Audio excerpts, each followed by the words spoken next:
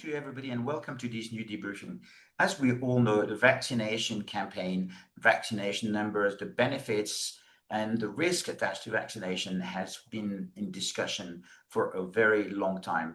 There's been a number of evolutions toward the benefits where the benefits, initial benefit claims were much lower, much higher than what we've observed, and the risk of course, were nil in 2021, but now they're getting accepted that there are some risks.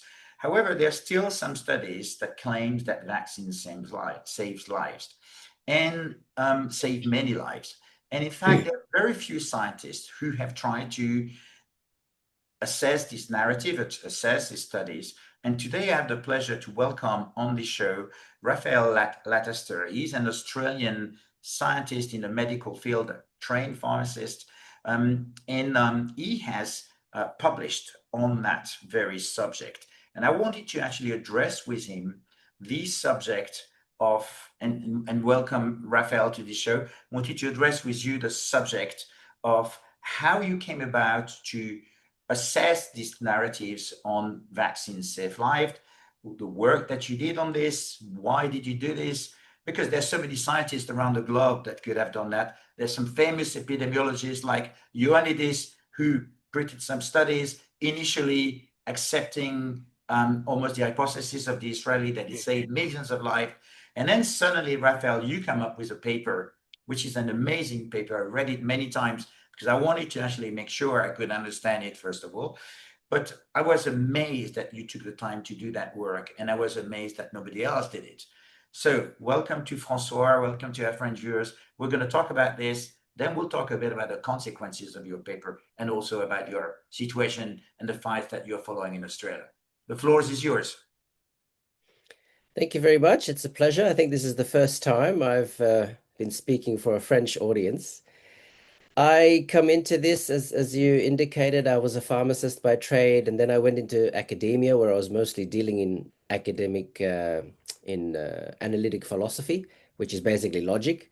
And my bread and butter then was examining arguments. We try and look at arguments and figure out what's wrong with this argument. Is it a good argument? What can we question? What can be made better? Things like that.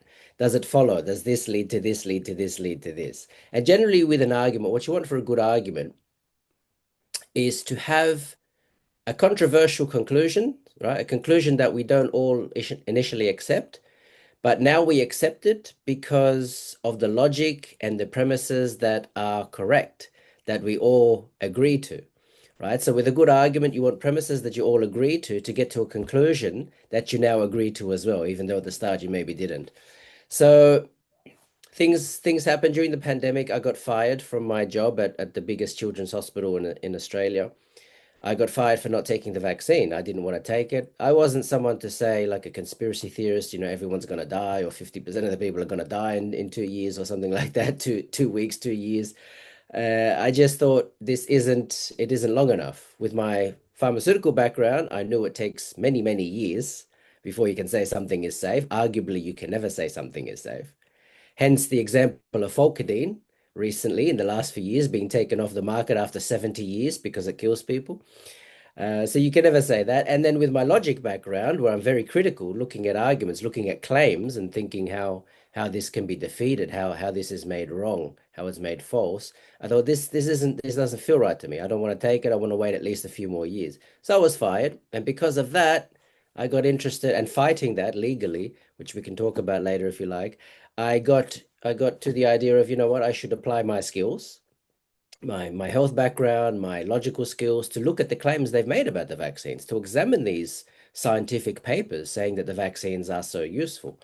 And the big one, apart from the clinical trials, and I did some research on that, published alongside Peter Doshi in the Journal of Evaluation Clinical Practice. Between us, we had 4 papers published in an unofficial series that argue that they are exaggerating in the clinical trials and later observational studies. They are exaggerating the effectiveness of the vaccines and safety as well.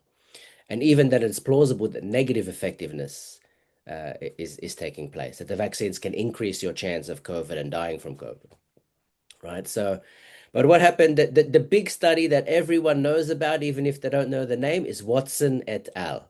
This is the study that says the vaccine saved in the first year 14 million lives.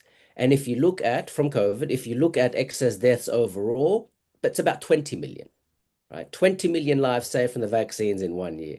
And most of us think that's just crazy. That's ridiculous.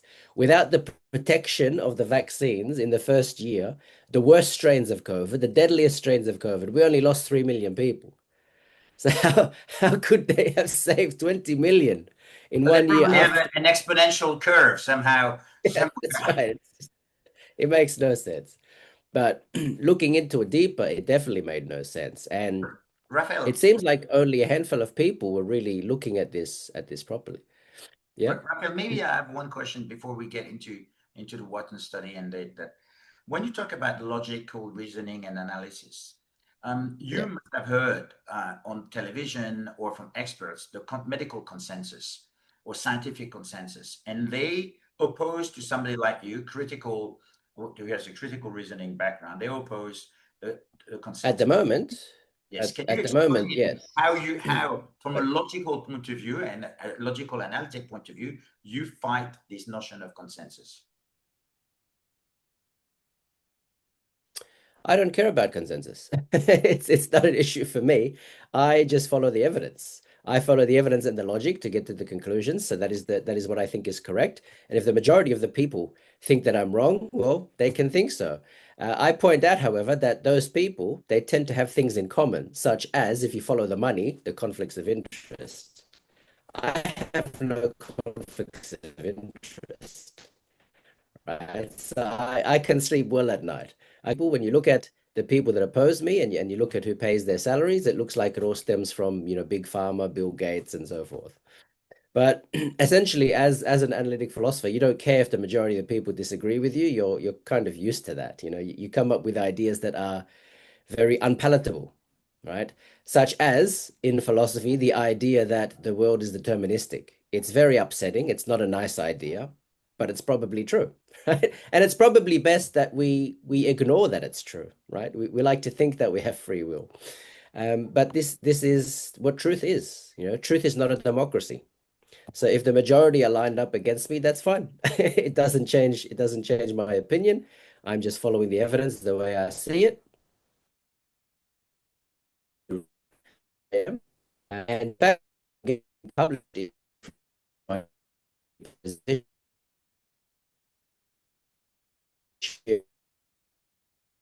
at our study to Unidas et al. It clearly I was right. Good. But Well, yeah, I like I the don't bother answer. if I like the answer, and I think truth it's is not a democracy. yeah.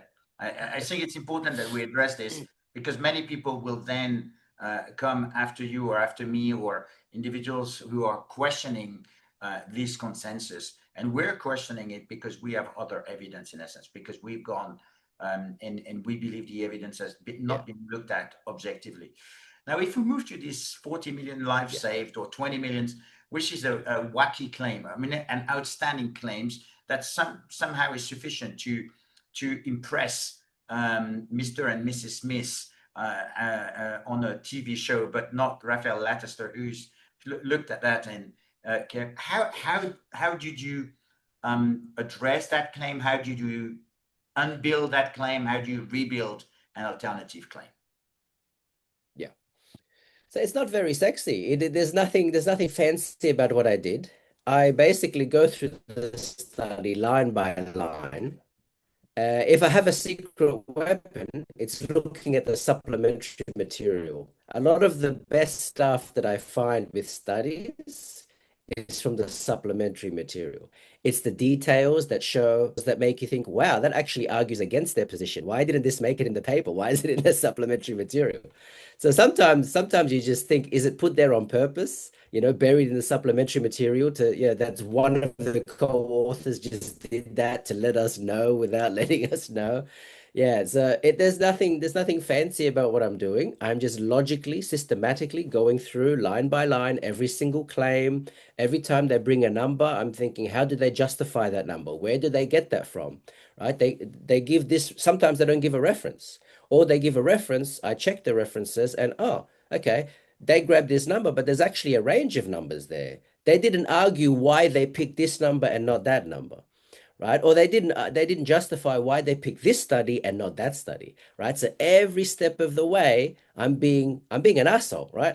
I'm being very critical, right? I'm just trying to figure out how do we defeat what they're saying. That's the game. That's analytic philosophy, right? And You're that doing turns out it's very Inspector useful Columbo. in science.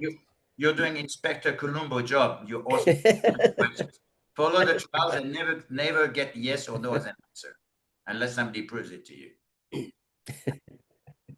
That's right. That's right. So it's just basically questioning everything, which is what I do. That's what I do as a philosopher, as a skeptic, is question absolutely everything. In the tradition of Descartes, who you would know. And this is how I came up with the critique, and a lot of people liked it. It then ended up being submitted to the official record in the U.S. Senate. It is on the FDA website as well, acknowledged by the FDA. And it led to now potentially further developments, as with Ioannidis et al. And my critique of Ioannidis et al. So, which is quite related to this critique of Watson et al. So basically, you've done this, in essence, this critical reading. You've analyzed that there are some inconsistencies stemming mainly from the supplementary materials, which is almost like a trail of clues that are left there. And now somebody claims there's 40 million lives saved, and you drop it down to 20. Then you ask yourself whether there are any claims. You're at a stage where you have almost sometimes negative vaccine efficacy. It could have killed more lives than it actually saved. And at one point, we have to voice the hypothesis. Now, where do you stand in terms of your own position, and what can you say to the French viewers from the work that you did? Yeah, my official position is agnostic. I don't know. I'm not convinced that the vaccines are helpful. I'm not convinced that they've saved more than they've killed. They have killed. I I think it's plausible that they have killed more than they've saved. I'm not convinced that it's even saved one person because thinking logically, thinking how science is supposed to work, and you're meant to use gold standard evidence, right? So there's the clinical trials, that's the gold standard evidence, and then there's the observational studies. All the observational studies have problems with confounding variables, right? Selection biases, healthy vaccinee bias, and so forth. There's so many problems. You really need a proper clinical trial. And then you look at the clinical trials, right? You look at the Pfizer and Moderna clinical trials, and problems apart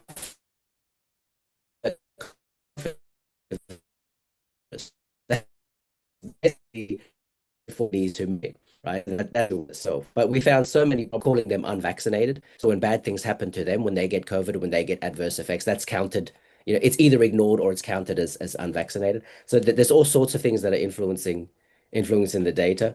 There's there's multiple problems with the Watson study as well. But I feel so I'm officially agnostic. I suspect they have killed more. And in the BMJ, I wasn't as successful as you getting a proper letter published, but I have had rapid responses in the BMJ and BMJ Open. And I argued in 2023 that I think not just it's plausible, I think it's probable that the myocarditis risk alone in healthy children outweighs the benefits of the vaccine because the UK government put out a report saying that for the young and healthy, you need to vaccinate hundreds of thousands of people to prevent a severe COVID hospitalization. So I'm thinking you gross that up for a life. What is it for a life? Maybe one in a million, maybe one in more than a million. And yet one in every few thousand young males is going to get myocarditis, and maybe one in five, one in 10 is dead within a few years. So it looks very, very obvious that even the myocarditis risk alone exceeds the benefit of the jab for the young and healthy. Fast forward now to 2025, arguably 2024, the Australian government no longer recommends the vaccines for healthy children. And they even say on their website now in 2025, through the Australian Immunisation Handbook, it says it indicates that the risks outweigh the benefits, right? So the exact sort of thing that I was saying back in 2023 at the latest. Now, the studies they use for this claim, they give two citations. I checked it. They were published in 2023 when I said what I said, right? And the data behind the study in 2023, behind both of those studies, goes to at most 2022. So the data to be able to say this is years old. So we have big, big liability problems with this all around the world. America now also is saying they don't have the evidence to justify it. We're not going to give the COVID vaccine to healthy children anymore. So it is, at least for the young and healthy, I think it is almost certain to say that the risks outweigh the benefits. And I suspect that is going to be the case for people in their 20s as well. Australian data, the people in the 20s, there's not much difference in the COVID deaths for people in the 20s and children, right? And the 30s is a bit more. And we don't know the full extent of the adverse effects yet, right? There's a lot that's happening that I think over the next few years, the data is going to explode. Like I feel like I can't catch up. Every week, every other week, there's another study that just, wow, I think this really helps our side. This helps my case. The latest thing is cancer, right? So there's I was every just about to ask you the question about the excess deaths. right. Yeah, yeah. So my feeling is the vaccine has done more harm than good. In fact, I'm not convinced it has done any good to this point. If you look at the clinical trials, there's no statistically significant death benefit, either for COVID or all cause, right? So their own clinical trials don't show that the vaccine saves lives, right? So I suspect and these are studies that are already manipulated to make the vaccine look better than it is. So my suspicion is it certainly has killed more and will kill more than it saved. And I'm not actually convinced it saved anybody. That is my suspicion. Raphael, in the US, there are a number of publishers and medical reviews that are under investigation and scrutiny by the Department of Justice because exactly of what you said. Have they tweaked some studies to the maximum to the advantage of the vaccine, hence affecting health and public regulations? Because at the end of the day, everybody relates to a study. Now, if you tell me those studies have not applied the same standards between, for example, early treatments and vaccines, that they have a double standards, they are more lenient towards, I would say, new technology, or they have less strict principles because knowledge is not there, or because they have lower level of information, so they would accept that we don't know biodistribution, or we don't know genotoxicity, or we don't know immunotoxicity, which is what we did not know in 2021. But they still accepted, and they still told on television there's no risks, and the vaccine are safe and effective. Now, Yeah. if we accept that regulators take time before they change their regulations and they may have been proven wrong, where do we go from here, according to you? Because at the end of the day, we need to reconcile the science, which is the integrity of science, which is what you're trying to do. We need to reconcile the work that regulators are doing in order to live into a society where trust, not trust, because truth we know doesn't really exist, but at least the concept of trust is important. Yeah. There's a few things that can be done and must. Generally, I'm not one to give solutions. I'm one to show you what's wrong. I leave the solutions to others. However, there are some clear, right? We need to hold these people accountable. These people have destroyed lives. People have taken lives because of lockdowns. There's people that have died because of the vaccines as well. We know that for a fact. My government recognized in early 2023 at least 14 dead from the vaccines. So we know the vaccines kill. That is not up for debate. What is up for debate is the number, right? And that is something we don't yet fully understand, and I think that'll take some time. But I'm confident we can get there. We're getting to a place now where we can be pretty confident it's doing a lot of damage. And this cancer thing that's come up is, yeah, it's very mind blowing. So another thing that can be done is cleaning house. So America is quite lucky that they had people like President Trump and Secretary Kennedy, right? Not everyone has that. We don't have that in Australia. And yet, despite that, we still had our immunization handbook still basically indicating that the risks outweigh the benefits. So it's possible even without that. But it's better when you have someone like a Trump who puts a Kennedy in there, and a Kennedy comes in and cleans house and fires a bunch of people and brings in some good people. That's what we need. We need some good people brought in, people that know how science is supposed to work, people that don't have ties to big pharma, right, to the pharmaceutical companies and all the money that's obviously leading them down certain pathways. And that's what you need. You need cleaning house and you need legal action. And I don't think we're getting a lot of the legal action happening. But I'm trying, and other people are trying. Some people have already been successful. We need more of that. We need to hold people accountable. We need not to forget. This is a big gripe I have with my country. Australia, the problem with Australia is it's full of Australians. Australians are so lazy, they're forgetful, they just want to move on. You know, she'll be right, mate, is the attitude. She'll be right. No, my attitude is no, she'll not be right. If you don't stop this, not only is it not going to get better, it's going to get worse, right? You're going to lose your Australian passport by saying this now. Well, I was a bit jealous of I have a Dutch background, as you can probably tell from the name. I have some French as well. I'm very European background. And I was a bit jealous because it wouldn't have been. It was really bad in Australia. The lockdowns were dreadful, and we had a minor party get a lot of support when we had our lockdowns, our world famous terrible lockdowns. And there was so much support for this party. They were breaking records for memberships. And then the lockdowns ended. 2 months later, we had the election, and everyone seemed to forget. Everyone just voted for the regular, the same two parties that did this to us, that did all these horrible things to us. So we have a population that's really stupid and really lazy. We need to be more active. We need to be more educated. And this is one thing that I help with. I try and inform people. I try to find truth and also to share it. And it's not always easy. I have no support. I'm not funded. I'm not funded by Big Pharma or any sort of big anti-vax company or anything. It's just me in my spare time, in my pajamas, in my underwear, trying to figure things out But as a philosopher in the armchair, and uh, sharing it where I can. Raphael, you mentioned in the early part of the interview you were fired as a consequence of this. So there's been some consequences on your life. When you're talking about Absolutely. legal actions, of course, you're an ongoing action against this. How hopeful you are that you will eventually at least get that right, because getting it right for yourself gives you power to actually fight for the others. Absolutely. Yeah, I'm doing that too.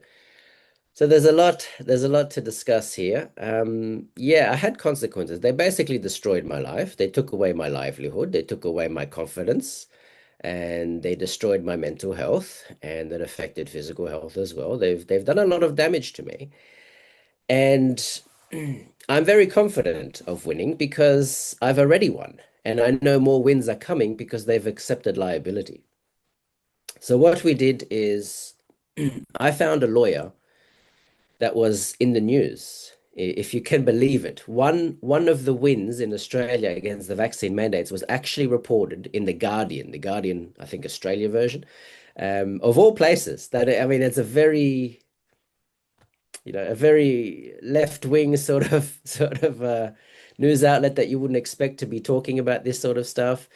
And funded by Bill Gates as well, and yet they actually reported on a person that won against the vaccine mandates in Australia. And I read the article and I saw the lawyer. I contacted the lawyer. I thought maybe they could do something for me. And yes, we started working together. So the argument is we collect evidence that they've actually caused me harm with the vaccine mandates in many different ways. And based on that, we pursue legal action. And I have won two actions so far, and we are now working on the third. And then after that, there will at least be a fourth. And I am more than confident we are going to win. It's just a question of how much, because they have already admitted liability. They have already admitted that they've caused me harm and that they accept that they need to compensate me for that.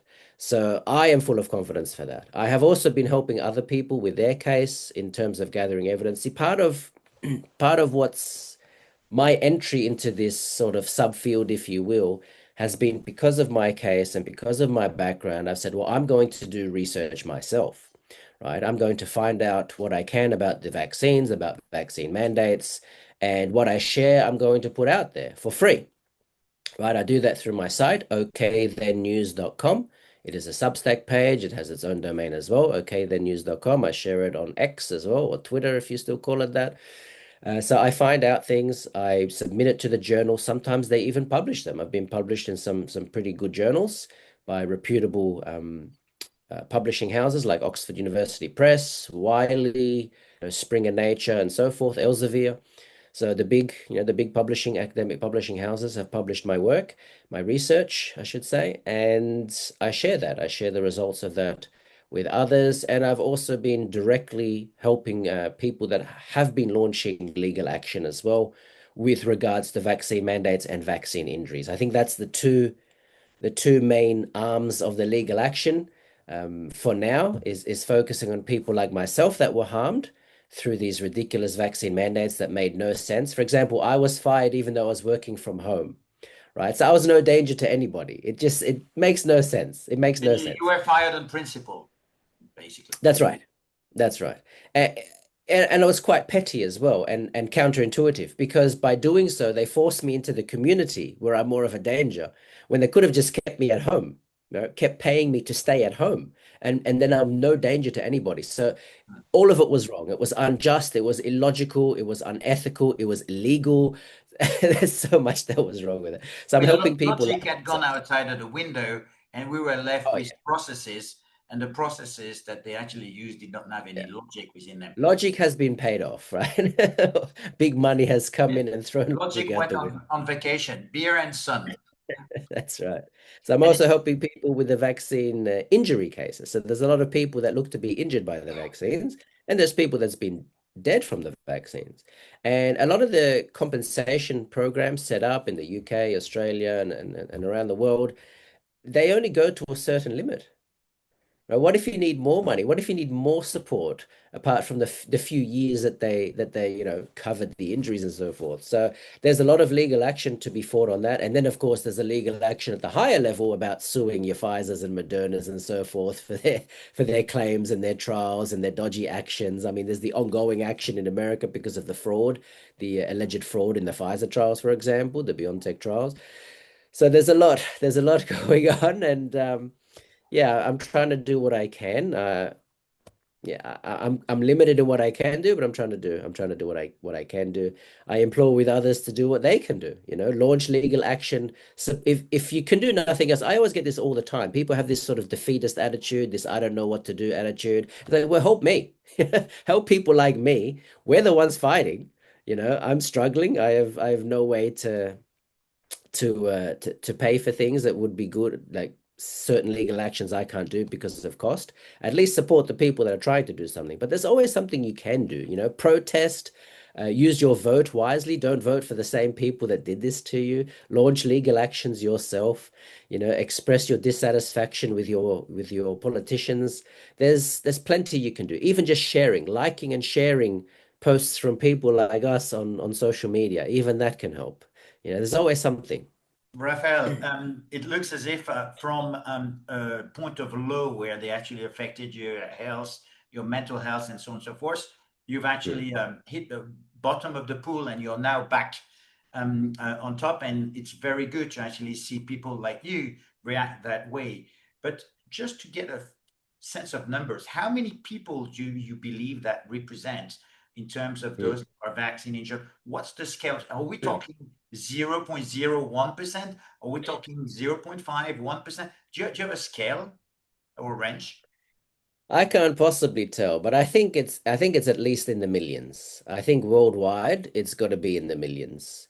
There are so many problems that have come because of the vaccines, and there's the stuff we don't know. We don't know what we don't know, right? And this is why it's important to look at long-term studies. Now, by definition, we don't have long-term studies, right? So maybe at 10 years, so maybe 4 or 5 years from now, 5 years, 6 years, we can figure out, okay, maybe we've got some long-term data. When I went to pharmacy school, I had a tutor there, And that tutor did very well because they're now the head of the department, right? In one of the top pharmacy schools in Australia. When I went to pharmacy schools, my tutor said to me that, or to the class, they said that you can never say that a pharmaceutical product is safe, right? You just don't have the evidence right now that it's unsafe, but you can never definitively say it's safe.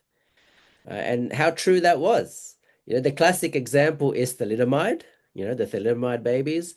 And early-ish in my career, around the time when I was stopping to be a pharmacist, we had the issue with rofecoxib, a painkiller that apparently kills people. And then during COVID, we had Folcadine. Forget the vaccines, Folcadine.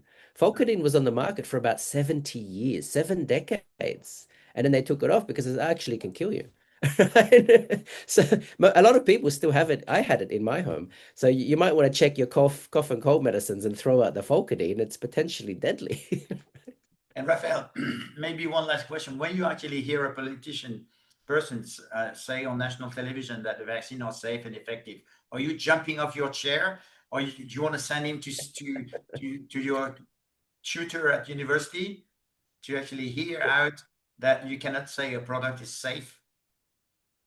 Well, I can conclude a few things and suspect a few things. I can conclude that that is a person that doesn't deserve my vote. I can conclude that at best they are stupid, and at worst they are evil. The problem with trying to look at this as an academic, as someone that's more nuanced and scholarly and not making crazy claims, conspiracy theory like claims, is that there's so many things that they got wrong. And we know they got it wrong. Even in the mainstream, you can find the evidence that they got it wrong. They were wrong on the lockdowns, they were wrong on the masks, they were wrong on vaccine mandates, and more we're finding they were wrong about the vaccines, right? Including that the benefits outweigh the risks. Because we know now for the young and healthy, that's completely false, right? We just have to keep extending the age range. Let's now say it for the 20s and the 30s.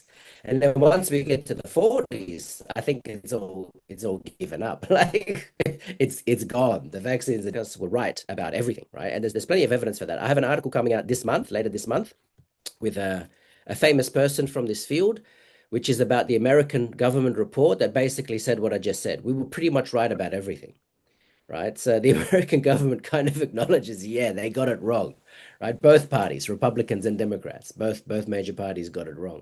So we we have the evidence now that we were right about everything. So look, at best, all these people who made all these mistakes that are like huge mistakes that have probably cost millions of lives, and in other ways too, like financially, by ruining people financially, like myself, destroying my life. Of course, I'm trying to build back from that.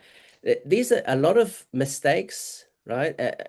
This would mean that all these people are incredibly stupid, right? In the best case scenario, these people are all ignorant and stupid, right? And that's hard to believe. It gets harder and harder to believe, except for Sweden, right? Everything was done the coincidence, and they just got a few things wrong. More and more, it looks like it was intentional. So I say, in the best case scenario, these are ignorant people. They do not deserve my vote. But it's also quite plausible in the worst case scenario, these people are evil and they're actively working against us. So either way, they don't deserve my vote. Well, Raphael, thank you very much for your time today. I think we've covered a lot of things, and I know you have another appointment to actually work on your legal claims. I would be very happy to welcome you back on the show where we can go into more details once we've had the reaction, because usually on France-Soir, we have a lot of reactions from the viewers, especially as Okay. we've covered scientists, researchers from around the globe. And this is one of the great assets that we have. I think I've done more than 500 interviews around the world, and people Yeah. expect this, because my view is not what I think about Australia, is what you say about Australia, which is more important. And I've seen Right. too many journalists believe they know everything about Australia just because they read about it. And I believe what you actually have to say rather than the opposite. And so that's Yeah, how sure. we have our audience that reacts to it. I'm sure they will react. Maybe we'll even maybe we'll even have a question or a comment from Lonnie, huh? Maybe we'll have a question or comment from dear Loni Besançon, who is a very, I would say, active individual. I'm not sure what his field of expertise is, though, but at least he is making a lot of people talk about him. And so that says it all. If they talk about you rather than about the results that you actually do, you probably should ask yourself some questions. Anyhow, thank you very much for your time. Wish you the best with the next work that you have to do on your claims. Please come back whenever you have some news, because I think it's important to share the successes, but also the I would say the errors, because from my point of view, what we have also got to learn from this crisis is learn from Yeah, our errors, and because we got it wrong. And in fact, saying yeah. we were wrong is sometimes a greater relief to individuals like yourself and like myself than in fact knowing we were right. And I think that accepting that we were wrong on many decisions, it's a collective blindness, it's a collective issue. And I It's a think big part of science.